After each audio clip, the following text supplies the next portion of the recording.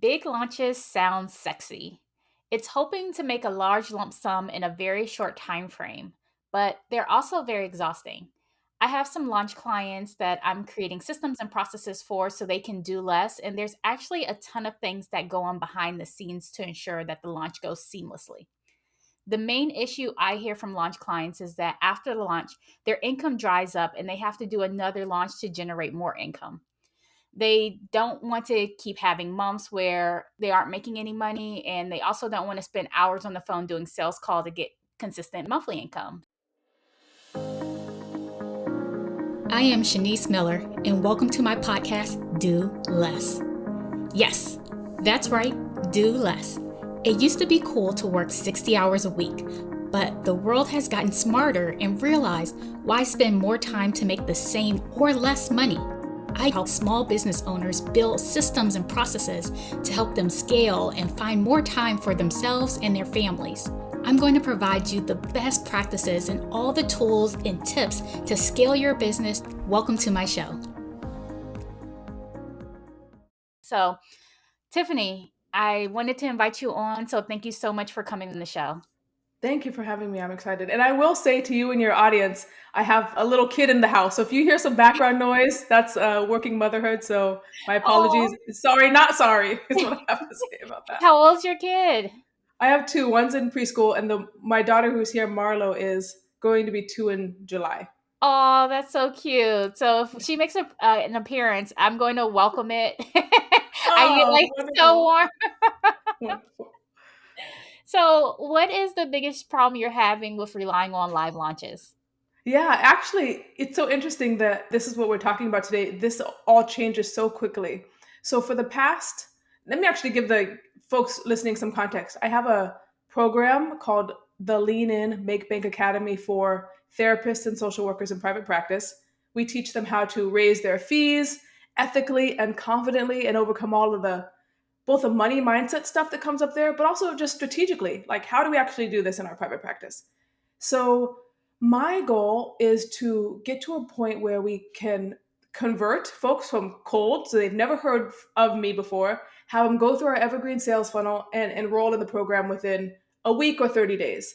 This is a challenge that I have been with Facebook ads. I have been working on this for probably 3 years now, and we have not been able to get it to work. And so, even just this week, I was talking to my team and I was like, we're going to shut off the funnel. Maybe for the first time ever, we're going to do sales calls. So all these things you just mentioned that I don't want to do, I'm thinking like, maybe I have to start doing that over the next few months until we can go back to the drawing board with this evergreen sales funnel. So that is where the business is at currently. Okay. So what's not working in the evergreen funnel? I know you said you're using Facebook ads, but what's not working in there?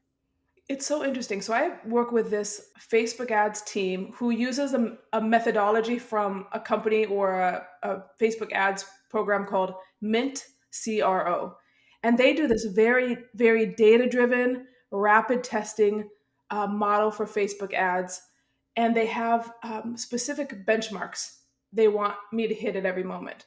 So we can say, all right, we're getting this much cost per lead, or I'm going to get real in the weeds, folks. So we'll go Please. with this. And if people like it, all right. So, this much cost per lead, that means people who click the ad, how much does it cost to have us click that ad? And then they go to our registration page, and then they watch our webinar, and then they buy or don't. So at every stage of that funnel, I have amazing metrics like, cost per lead, 40% conversion on our lead page from cold audience. People are watching our webinar, like 25 or 30% get to the part where we say, and here's the price of the program. And then lately, people are just not buying. Bah! And so we're like, everything, all signs are go, but people are not buying once they get to that Mm. webinar. People are not like, yeah, taking the leap. So So it's that's the where we're thinking conversion piece. conversion to the sale. Yeah, that's the struggle.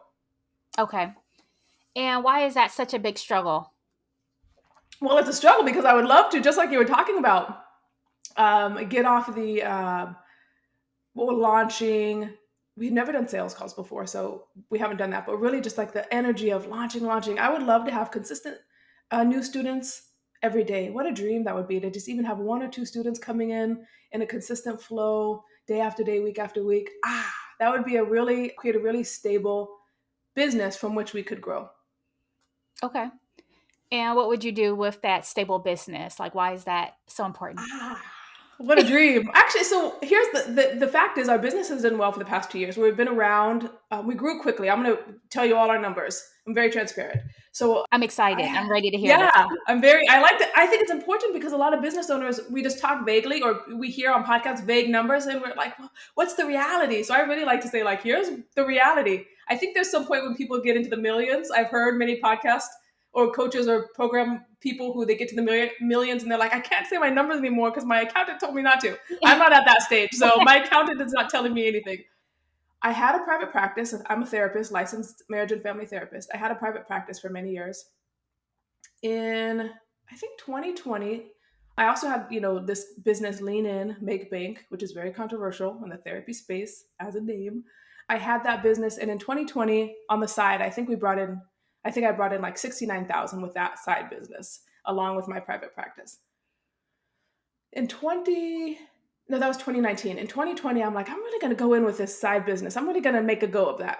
So we brought in 64,000 in 2019 when I also had my son, my first kid. In Wow. 2020, yeah, I know.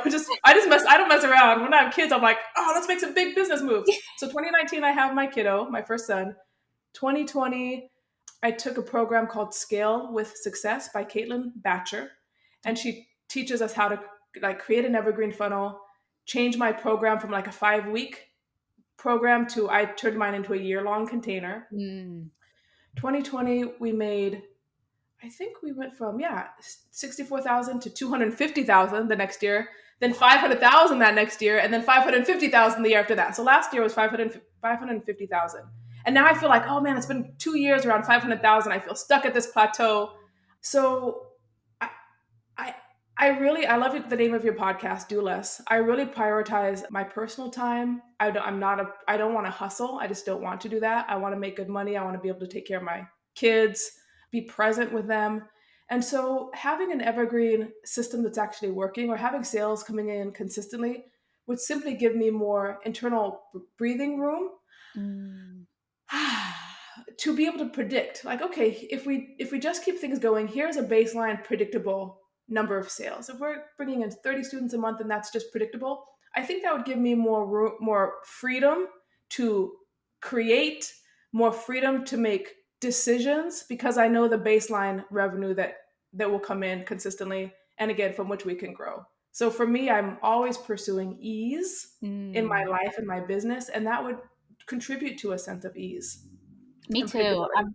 I'm Yeah. always pursuing ease. That's why I named it Do Less because that's all how I operate. And I'm like, I don't think I need to really do more. Actually, like I got it the philosophy when I was younger. My mom always instilled in me like, if you work your brain, you don't have to work your butt so much. Oh, good And job, mom. that was one of her things. She always would say that kind of growing up and things like that, but it was definitely one of those things like, okay, well, how can I do less in certain areas in life and how can I just make my life to be more fulfilling and not just so focused on one area which is usually like profits or money, but Hmm. to really have that nice holistic brand. So, you said a couple of things earlier. I'm going to touch back on them. Why is Lean In Make Bank so controversial? Oh my goodness, Shanice. Um, It's like a curse word. really, in the space of therapy and social worker. So I have a question for you, a therapist. I'm gonna always ask questions. I'm gonna answer your questions with a question. How familiar are you with the therapist and social worker space? I don't know too much about your background. Yeah, so I did go to therapy and some grief counseling as well before. So I have had sessions before, but I'm not a social worker or a therapist. Okay, and what is your professional background, or kind of even like what excites you to do what you do in this business? Yeah, so what I started out was because my father had this, I watched his business rise and then fall when he had this health condition. It was really his eyesight went from 20/20 vision to deemed legally blind within 4 years. And so that was a really, kind of crazy time, especially with him being his own business owner, having a Mhm. service based business, and realizing that one day things can all change in the blink of an eye. And realizing, like, okay, I can't necessarily rely on a job because if I broke my wrist or, was in the hospital or something like that, I wouldn't have income anymore. And so that really changed my perspective. And I said I wanted to go into entrepreneurship so I could have passive income. That whole dream that you're sold that you can get this passive income easily, not realizing in the beginning how much work would be involved, but still seeing it, still growing, evolving, and changing over the years. I had an educational consulting business where I was doing everything. And I Mm. realized I was going down the same path, that I was just this person who had a job, even though I was the boss. I was the chief bottleneck officer in that business, 100% got burnt out. I sold the business and decided to, when I sold it, I said, okay, what are these other business owners doing that I'm missing?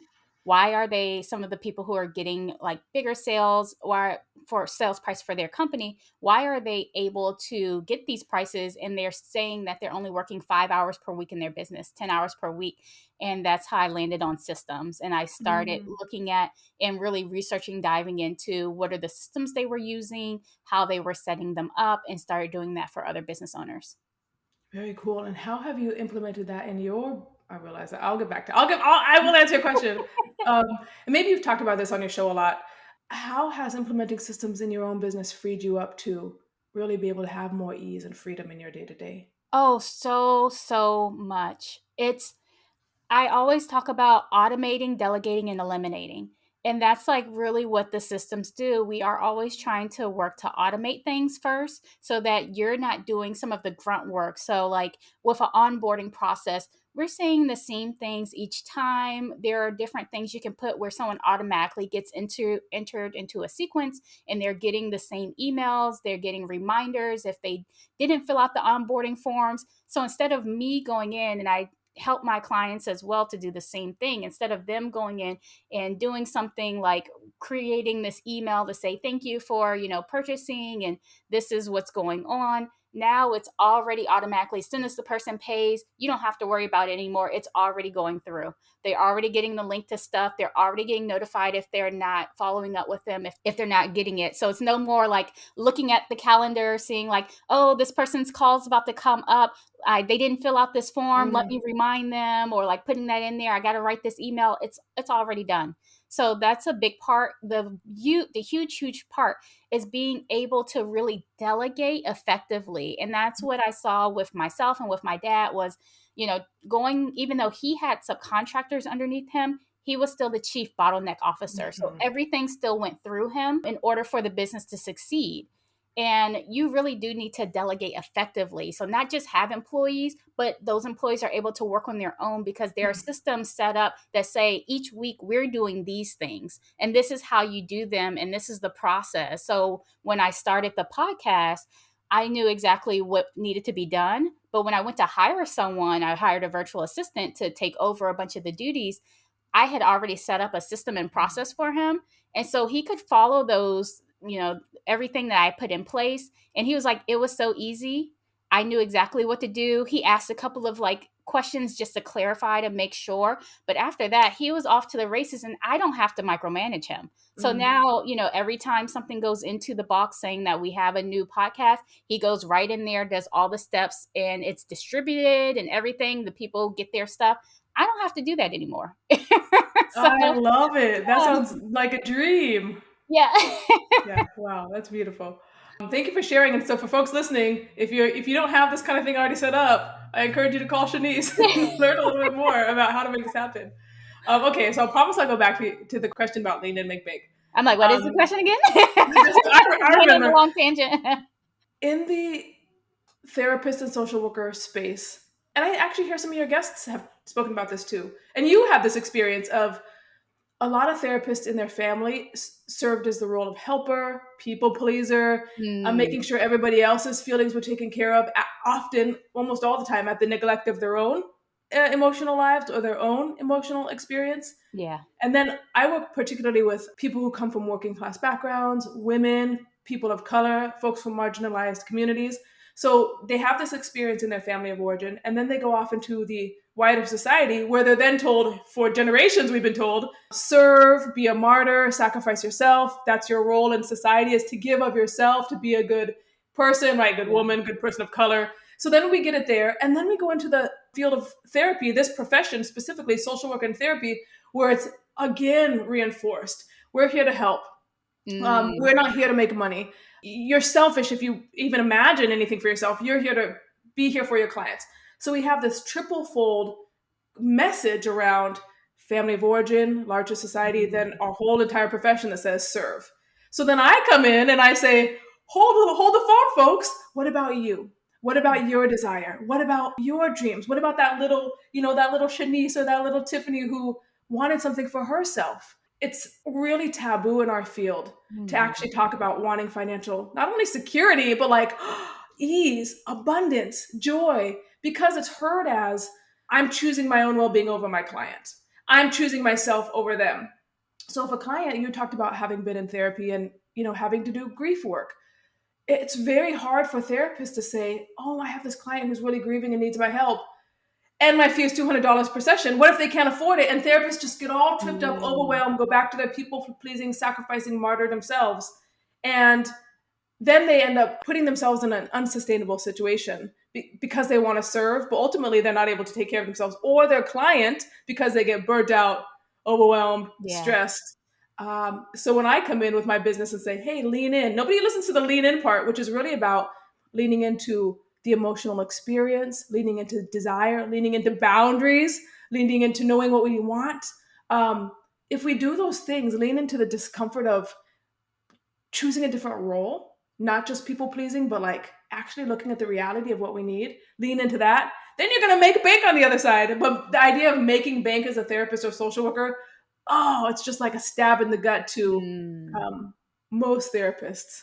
I like how you People in described that because as a business owner, I can see the same things. Like you're trying to give the client everything, the kitchen sink, even though they might not have paid for it, but you're wanting to like please that client and really make sure that the client's happy. Where you get burnt out and you feel like, you should be giving more selflessly and you want to give all your gifts to someone, but at the same time, it is that struggle, those internal beliefs of, you know, how do I make profit? How am I making sure I'm doing what I love and what I like to do? So I guess switching back now to when you were talking about you're working with the Facebook ads agency, they have all these metrics. So what did they try to do to fix the conversion rate? We've done so many things. We've tried, they have a very specific method also for testing the kind of messaging we do. So we've really been stuck on what is happening at the tail end Hmm. that folks are not converting. Initially our landing page was not converting as well. Our ad leads were higher. So we got all those things up. Even our webinar, people were kind of dropping off at the beginning, then dropping off in the middle. So we've been doing all this little work to have all these conversion rates at each stage get better and better up until the sale. So at this point, we actually don't know. And so we're the next step is to this is what I've been like dreading. So I'm thinking about your delegating thing you just said. I'm like, oh, and how would that look? Is to either have me conduct sales calls, which I've never done, not since I started the business, and start doing my webinar live to actually hear Mm. what kind of objections people have, where people are getting stuck or hung up. So I actually can go in and listen to back to that stage of like having to run live webinars, which I don't want to do, but I think to understand how to then convert it back to evergreen, that's going to have to be the next step. So it's really funny because when I started out and I had the educational consulting business, I went through those different shifts of like doing sales calls and also trying to do the evergreen webinar and seeing that people weren't converting and then doing like a discount on it and then some people would convert. But you have like so much data from making so much over the last couple of years, it would seem like it would go a little bit easier. But when I, like really honed in and talked to a couple of people, I was just like, yes, when you go in and you do the sales calls first, you can really hone in on those pain points so that you can really touch on those in that evergreen webinar to really know what's making and driving people to purchase. So it is like that grunt work at first. And then we've helped other people to go in and like train their sales team or have a person, a closer, so that you're not doing it. Even though, because there's some people, and depending on the price point of the product too, some people just don't want to buy off the webinar. They want to just have that comfort that they spoke to someone, the person gave them and is telling them like this is going to help you, and then they're ready to buy. So a lot of people probably, if you just shout out an email blast. You'll probably get all these people signing up for the sales calls, or and there was like also another sample emails like, why didn't you buy? Just Yeah. asking them straight up, why didn't you Yeah. buy? It was from the Ask Method. It was this book by, I forgot his name, Ryan something. But Yes. that was a really good book that I read in the very beginning. And I was just like, that does help. And people would respond back and tell you like why it was that they didn't buy, because it can be so frustrating sitting there. And especially since you've been on this long 3-year journey trying to get out of it. So what was working that created all of this income? That's a good question. People do say, like, I have friends who are like, Tiffany, your business is doing really well. What's the problem here? Or what's not working? How do you get your sales? And I'm like, I don't know how. I don't know where they came from. I'm not good at spreadsheets or data, so kind of this is what I need to hire for next. Having someone who's really both looking at the historical data, but also creating systems to keep tracking of like, where are people coming from? Hmm. The people who do buy, why are they buying? So one thing that is really interesting, I had a student who just joined my program. So people are joining. I'm just like, where are they coming from? So she just joined, and she said, Tiffany, sent me a private message. Um, I thought this was a scam, and I just watched 3 hours of our training, the trainings, and I'm so relieved because you're so authentic and amazing, and I feel like, what a relief. And so I was like, okay, I've kind of heard this before. So I sent Hmm. an email to my list, kind of talking about this idea of a scam and what it means, and like our own traumatic response to the idea of getting scammed. Yeah. And someone else wrote back, a longtime student, and she said, "It's so funny, Tiffany. I've had multiple people. I have this student in my as a testimonial story. She said, I've had multiple people email me and say, is this program a scam? So I'm actually starting to think now, because of what I'm promising around, I'll help therapists charge more, raise your fee, be able to be earning 6 figures cash pay. I think to me, it's like, duh. We've had over 600 people go through the program. So many success stories. Just we have 80 podcast episodes of people just talking about their success, from like really struggling to doing really well.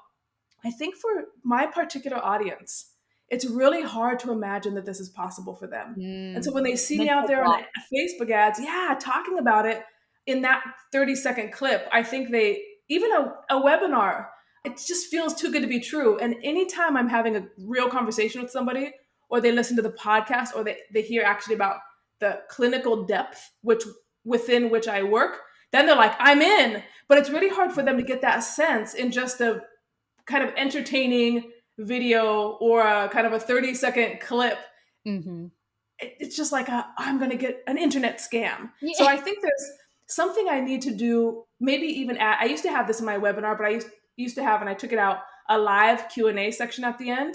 So maybe even putting back a live Q&A so they can actually see me interacting with real people who are asking, and seeing real people join right in the moment, even if it's a replay, and see like, oh, this Tiffany's actually a human being who has like clinical background and children, and she's a nice person, and she's thoughtful. She's not just a talking head on Facebook ads. Yes. So where would you like to be, in your perfect life with this evergreen? I know you're still working on it. It's a work in progress.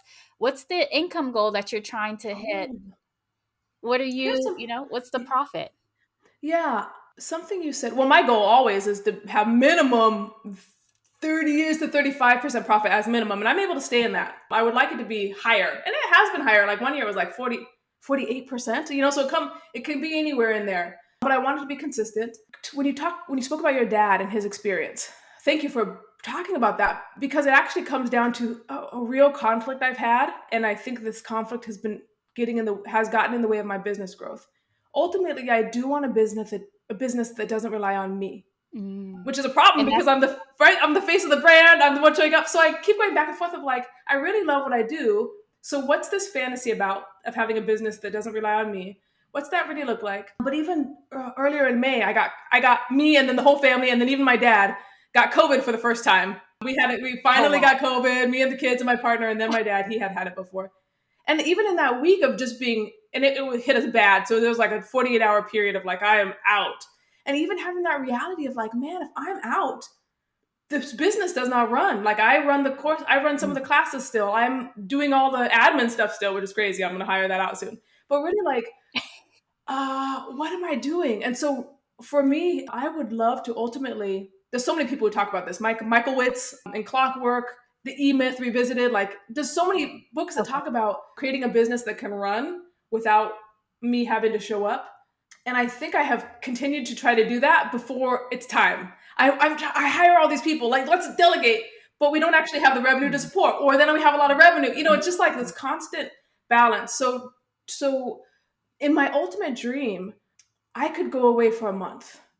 I don't want to get hit by a car, but let's say I get hit by a car, or let's say I just want to go to, Maui, and the business runs wonderfully. Let's say I want to go 3 months to live in Portugal with my family. I want the business to be able to continue to run. That's my ultimate dream. And I think I keep listening to the gurus who are like, you can have it now. And then I try to make it happen. Now it's like the business is not in a state where that can happen now. So really have to go back and forth with, how do I create a business that runs without me, where I can have ease, where I can really show up and make impact doing this part. I love forward facing stuff. I love teaching. I love engaging with our students and seeing their transformation. But because I'm still doing so much weedy, SHIT, I don't know if we swear in this, weedy, SHIT, I don't have the energy to show up in a way that would really Your increase revenue. 2 year old's gonna come behind you and go, SHIT?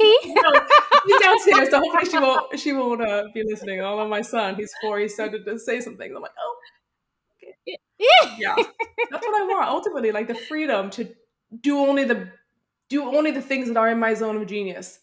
And it's been a real back and forth learning, figuring out what season I'm in now, which may not yet be that Mm. season. What do you think is blocking you from that? Because I heard a couple of things, and I know for some with my dad, it was a control issue. It's hard to give up control of the business if you're not the one who everyone's going Mhm. through, and you kind of can feel a little bit out of control. I definitely, I may be more the opposite of like, take it all and go when I hire someone new. For me, so I'm, as both being a therapist, one of the best things I have continued to do for my business growth, but also my personal growth, I go to a therapist twice a week. I've been going to a therapist twice a week for years and paying her a SHIT ton. I pay her a lot of money, because 100% of the time, and let me also back up, the kind of work I did as a therapist, the way I listen to our students, and the kind of therapy I go to deals with the unconscious process. What are the unconscious patterns that are playing out currently that we're not even aware of our thoughts, beliefs on a very deep level. And so 100% of the time when I'm experiencing a block in business, there's something very deeply rooted.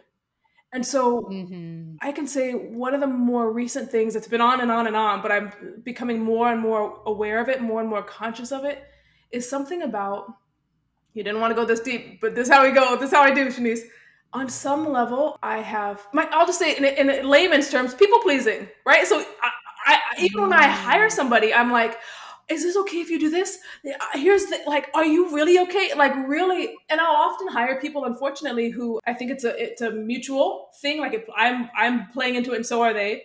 I have really had a hard time hiring somebody who wants to help me. I continue to be in the helper role, and then it's really hard for me to actually just trust that they have it handled. And also, there'll be things they can't have handled, or like, hey, that's not really my job. What? Like, so I've recently come through this in a profound way. It always comes back to my parents 100% of the time. So really have some I was just going to ask, what oh, created that people pleaser in you? it's complicated. It's complicated. I was listening to a podcast you did. I don't remember who the guest was. The one who did marathons and like a million things and Okay. marathons. There's just something about, well, I could say it like very simply, but I could also kind of bring a little more depth to it. So let me say, being in a situation where the parent's mind in one way or another is the only truth. There's only one Mm. perspective that can exist interpersonally. So I would have a very hard time, I would say, maybe owning my desire as a leader or my authority as a leader, and I would defer to maybe the people I've hired or the people who are working with me and make sure they were taken care of. Even if I'm feeling like I really need help with this, but I don't want to. Maybe they're already too overloaded, right? I heard you about to say it. I don't want to bother Yeah, them. that's what I say. I don't want to bother or put too much or all of this stuff.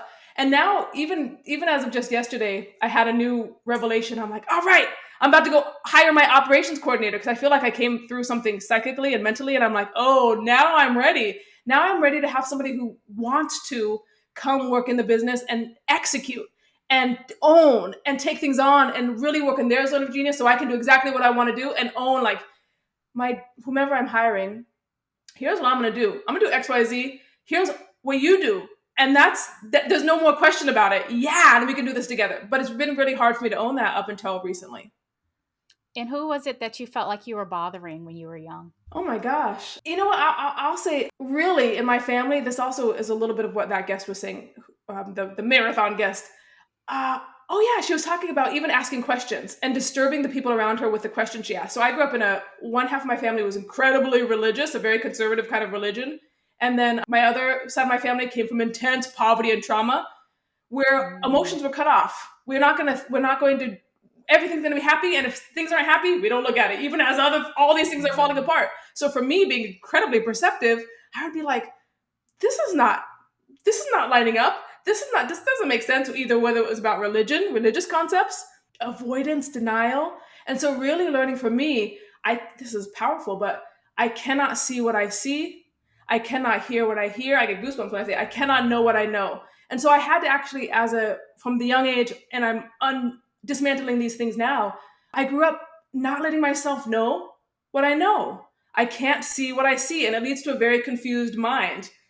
And so really mm. getting to a point where it's like, I know and I see, and I'm going to say what I see. And if you're disturbed by this, whomever the other is, you can go work that out in your own therapy. But I'm not gonna keep my mouth shut or my eyes closed or my ears covered because it makes you uncomfortable. So that's what I did my whole life is let me keep myself dumb and confused Mhm. so that I'm not disturbing other people's internal worlds. Wow. I really love that you said that. And thank you so much for showing us how we can really lean into our emotions and still make bank. Absolutely. We So, have to. Our emotions are information and they guide us and they tell us what's next. They help us understand ourselves and the world. And if we're cutting them off or saying these are positive emotions and these are negative emotions, we're going to actually be stunting our own growth and potential. yes. So it was such a pleasure having you on, Tiffany. Thank you so much for coming on. Thank you. My pleasure. This has been an amazing episode of Do Less with me, Shanice Miller. Share this episode with anyone who needs to hear this today. Leave a 5-star rating and review. And remember, if you're a business owner and you need to do less in your business, click the link in the description to work with me.